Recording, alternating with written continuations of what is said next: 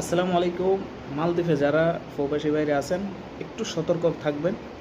কারণ হয়েছে সামনে হয়েছে ইলেকশন আর হয়েছে ঈদের দিন। তো ঈদ যেহেতু ঈদের দিন কিছু গাঁজাখোর ফুটটাখোর যেগুলো চুরি করতে করে আর কি, যারা চুরি করতো বাংলাদেশিরা রোম চাইয়ে চাইয়া, তো এগুলোরে কিন্তু ছাইড়ে দিছে অলরেডি মালদ্বীপের সরকার, ঠিক আছে।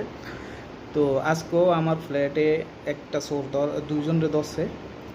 তো আশা করি মালদ্বীপে যারা বসবাস করতেছেন একটু হুঁশিয়ারে থাকবেন। কারণ হয়েছে সামনে যেহেতু ইলেকশন আর হয়েছে আর যেহেতু একটা ঈদের দিন, তো সবারই রিকোয়েস্ট থাকে আমার ছেলেদের বাইর করে দেওয়া।